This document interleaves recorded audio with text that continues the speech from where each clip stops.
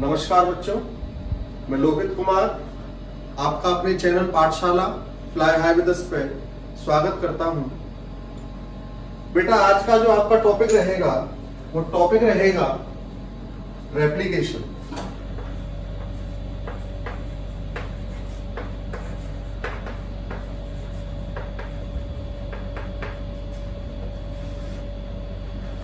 ये जो रेप्लिकेशन है बेटा, रेप्लिकेशन के बारे में जो दो साइंटिस्ट थे वॉटसन एंड क्रिक, इन्होंने बताया था इन 1953। यही वो दो साइंटिस्ट हैं जिन्होंने डीएनए का स्ट्रक्चर भी दिया था, जिसको हम डबल हेलिकल स्ट्रक्चर भी बोलते हैं।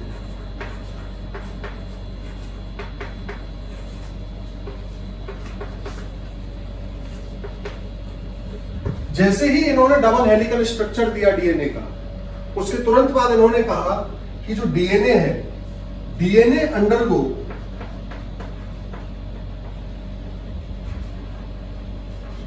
Copying.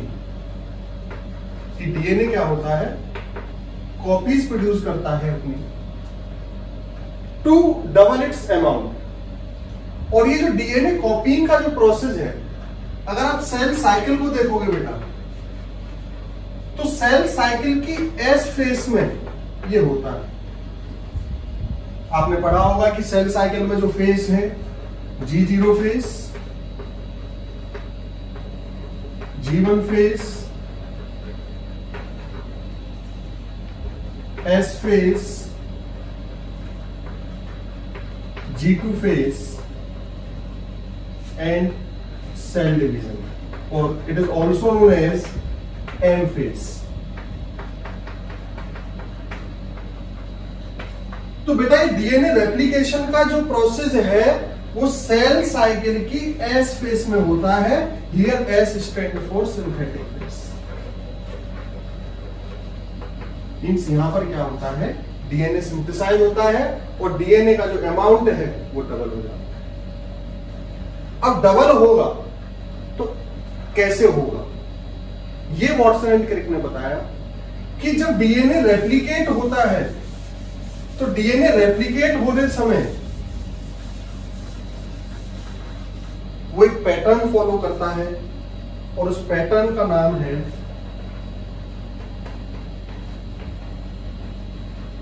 Semi conservative in nature. Means DNA replication is the process which is semi-conservative in nature. So what do you mean by semi-conservative in nature? It will clear the process of replication. Semi word का मतलब होता है बेटा half, and conserve means to preserve. Means the half of the DNA in the newly synthesized DNA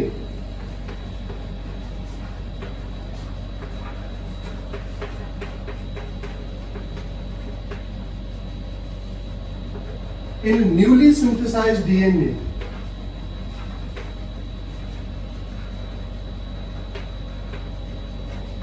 is parental type,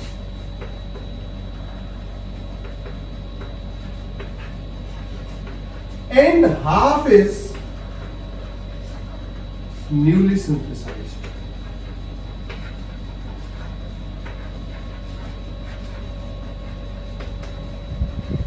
अब बेटा, ये half newly synthesized है, half parental type. इसका मतलब क्या है, इसके लिए हमको सबसे पहले डबल हेलिकल स्ट्रक्चर को देखना होगा। बस एक छोटा सा आइडिया लेंगे हम, और कुछ नहीं। अगर हम डबल हेलिकल स्ट्रक्चर को देखते हैं डीएनए के,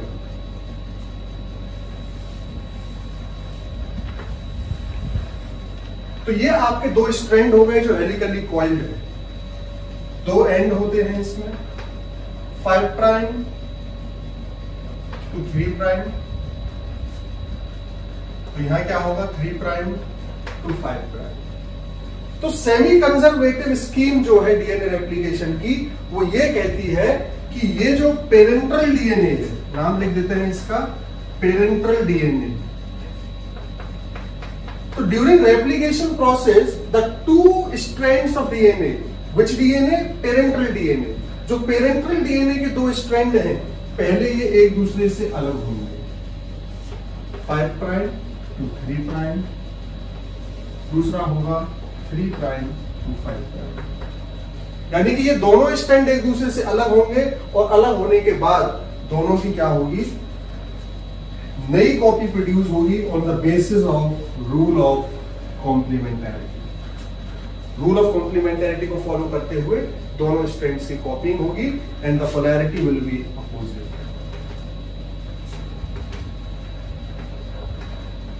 In this way, DNA undergoes replication and the scheme is known as semi-conservative scheme of replication, which was given by Watson and Crick in 1953.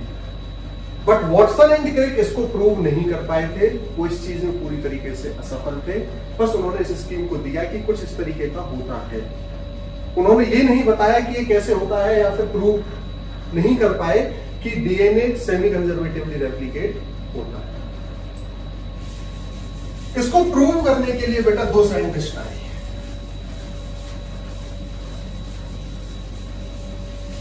इन दो साइंटिस्ट ने जो अपना काम स्टार्ट किया वो 1958 में किया। एक थे मैथ्यू मेसलसन और दूसरे थे फ्रैंकलिन स्टेल। इन दोनों ने क्या किया? अपना एक्सपेरिमेंट किया to prove that DNA replicate semi conservative. इसके लिए इन्होंने क्या किया बेटा? इसके लिए इन्होंने एक ई कोलाई लिया। ई कोलाई क्या है? एक बैक्टीरिया है जिसका नाम है एस्चीरिया कोलाई। इस एस्चीरिया कोलाई बैक्टीरिया को इन्होंने लिया। इस बैक्टीरिया की जो सेल साइकिल है,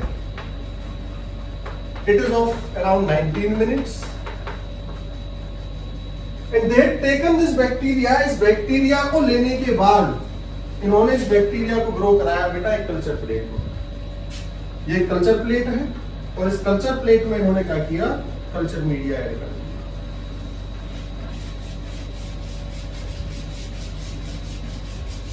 इस कल्चर प्लेट पे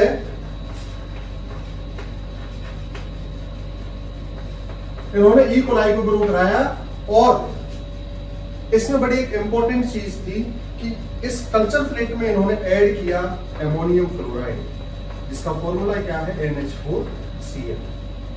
एमोनियम क्लोराइड में भी एक स्पेशलिटी थी कि ये जो एमोनियम क्लोराइड में नाइट्रोजन था, इट वाज N15। याद रखिएगा N15, and this N15 is the isotope of nitrogen. It does not have radioactivity but is heavy, means it is having more density, it is the heavy isotope। ये nitrogen का heavy isotope है, radio activity नहीं है। I am repeating again and again, it is the heavy isotope of nitrogen. यानी कि इनके बीच में density का क्या है? डिफरेंस है। अगर N14 की बात करते हो बेटा, तो N14 की डेंसिटी कम है एज कंपेयर टू N15। इन्होंने इस ई कोलाई को इस कल्चर प्लेट पे ग्रो कराया और इस कल्चर प्लेट के अंदर ऐड किया इन्होंने NH4Cl, and this was N15H4Cl। इन्होंने इस ई कोलाई को कब तक ग्रो कराया? जब तक इनकी इस ई कोलाई की बॉडी में जो भी नाइट्रोजन था वो रिप्लेस नहीं हो गया किससे? N15 से। यानी कि नॉर्मल ई कोलाई के अंदर नाइट्रोजन इज N14। अब जब वो इसको एमोनियम क्लोराइड के कल्चर मीडिया पे ग्रो कराएंगे, the source of nitrogen is N15 type. And when they will grow on this culture media, जब ये इस कल्चर मीडिया में ग्रो करेगा ई कोलाई, तो होगा क्या बेटा? उनकी बॉडी का सारा नाइट्रोजन किससे रिप्लेस हो जाएगा? N15 टाइप ऑफ नाइट्रोजन से रिप्लेस हो जाएगा। और जब सारा नाइट्रोजन उनकी बॉडी का रिप्लेस हो गया बाई N15, इन्होंने क्या किया? अपना एक्सपेरिमेंट आगे बताया। उस एक्सपेरिमेंट में उन्होंने क्या किया कि इस कल्चर प्लेट पे जो N15 वाला ई कोलाई था, N15 ई कोलाई, इसको उठाया और दूसरे कल्चर प्लेट पर रख दिया। इस दूसरे कल्चर प्लेट में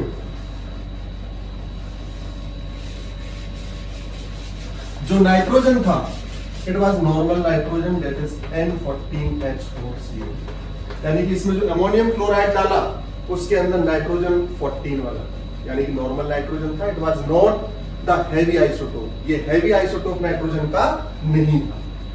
जब इन्होंने इस ई कोलाई को इसके ऊपर ग्रो कराया, तो बेटा ग्रो होते समय इन्होंने इस कल्चर प्लेट से हर एक 20 मिनट में सैंपल निकाले। किस तरीके से?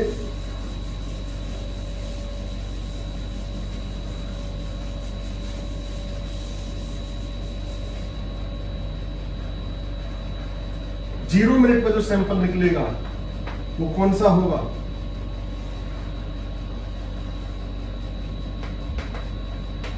Five prime, 3 prime, 3 prime, 5 prime.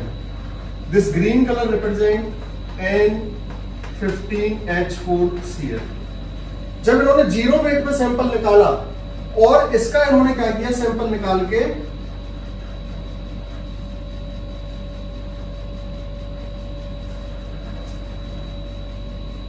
एक प्रोसेस होता है caesium chloride density gradient centrifugation.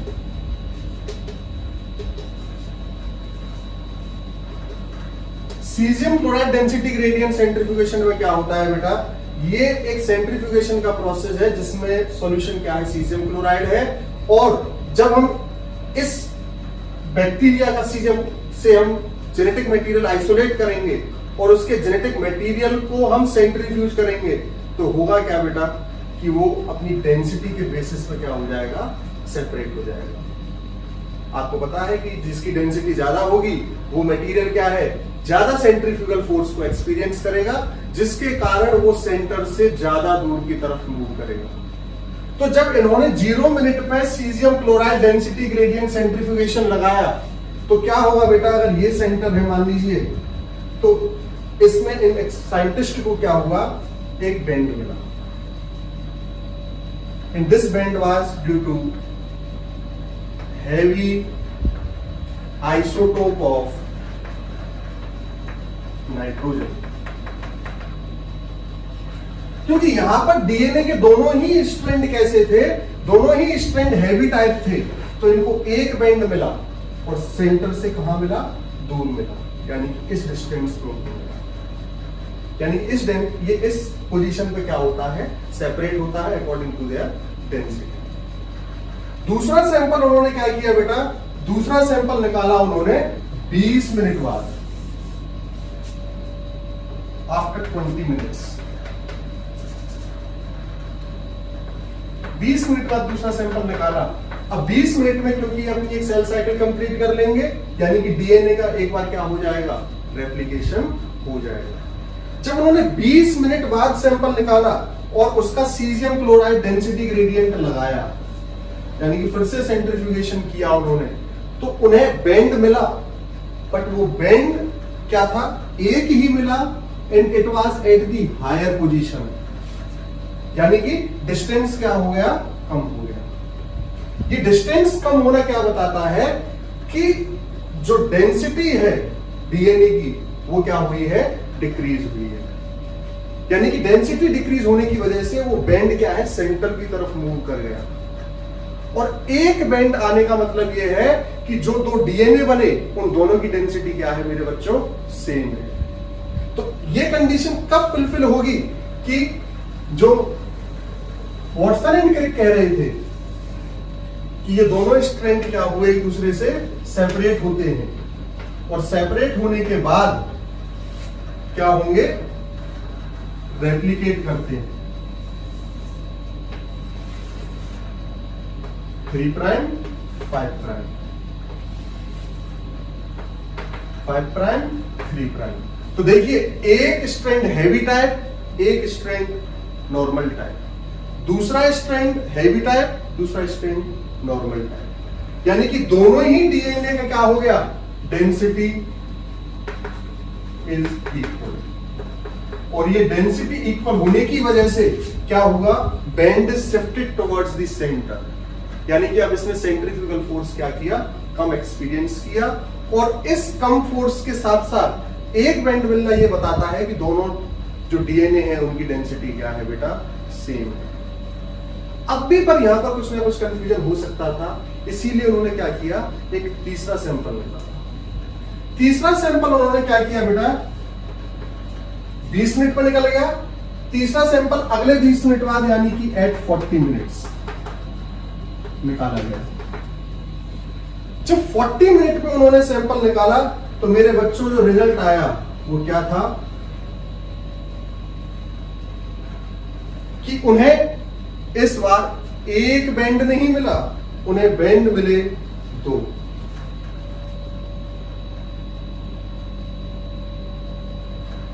एक बैंड तो उसी पोजीशन पे मिला जो 20 मिनट में मिला था, और एक बैंड जो उन्हें मिला वो और सेंटर की तरफ मूव कर गया, यानी कि उसकी डेंसिटी, उस डीएनए की डेंसिटी क्या थी, इस 20 मिनट वाले डीएनए से भी क्या थी, कम थी। तो उसकी पोजीशन क्या होगी, ये कंडीशन किस तरीके से पॉसिबल है। अगर इस कंडीशन को हम देखते हैं, ये हटा देते हैं बेटा, तो सबसे पहले क्या होगा, देखिए ये दोनों स्ट्रैंड एक दूसरे से अलग होंगे, 5 prime 3 prime,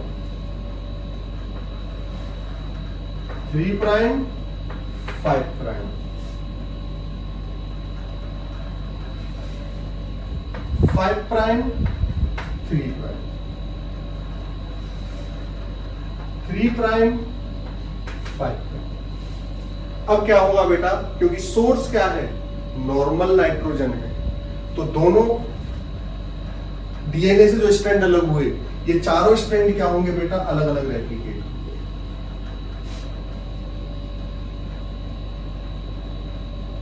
3 prime 5 prime, 5 prime 3 prime, 3 prime 5 prime, 5 prime 3 prime. तो मेरे प्यारे बच्चों देखिए, इन दो डीएनए की डेंसिटी क्या है, एक दूसरे की इक्वल है, और इन दो डीएनए की डेंसिटी क्या होगी, इक्वल होगी। बट ये इक्वल और ये इक्वल आपस में इक्वल नहीं है। इसकी इन दो डीएनए की जो डेंसिटी है वो इस डीएनए और इस डीएनए से क्या है, ज्यादा है। तो ये जो है, ये दो डीएनए एक बेंड दे देते हैं और ये दो डीएनए एक बेंड दे देते हैं। ये नॉर्मल नाइट्रोजन कंटेनिंग है, ये क्या है, हाइब्रिड टाइप है, जिनके अंदर क्या है, एक स्ट्रैंड हैवी टाइप है और एक स्ट्रैंड लाइट टाइप है। इस तरीके से उन्हें क्या हुआ बेटा, 40 मिनट में फिर से क्या मिल गया, नॉर्मल डीएनए मिल गया, क्योंकि सोर्स क्या था, नॉर्मल नाइट्रोजन था, और दो स्ट्रैंड, दो बैंड उन्हें मिले during the caesium chloride centrifugation. अब बेटा अगर वो 60 मिनट में सैंपल निकालते हैं या 80 मिनट में सैंपल निकालते हैं, क्योंकि डीएनए का सोर्स नॉर्मल नाइट्रोजन है, इसीलिए उन्हें सिर्फ और सिर्फ दो बैंड ही मिलते जाएंगे। And all this proves that during replication 2 strands in the parental DNA, जो दो स्ट्रैंड है पेरेंटल डीएनए में, वो एक दूसरे से क्या होते हैं, पहले अलग होते हैं और फिर क्या करते हैं, रेप्लिकेट करते हैं। इस तरीके से नए डीएनए में एक पेरेंटल स्ट्रैंड होता है और एक न्यूली सिंथेसाइज्ड स्ट्रैंड होता है। तो ये जो मैथ्यू मेसेल्सन और फ्रैंकलिन स्टेल का एक्सपेरिमेंट था, ये प्रूव करता है कि डीएनए जो रेप्लिकेट करता है वो सेमी कंजर्वेटिवली रेप्लिकेट करता है बच्चों। इसके बाद अगर आप इस एक्सपेरिमेंट को देखोगे तो इसके बाद एक एक्सपेरिमेंट और हुआ था जो विसिया फेवा बीन्स पे हुआ था, जिसमें क्या था, रेडियो एक्टिव थायमिडीन यूज किया गया।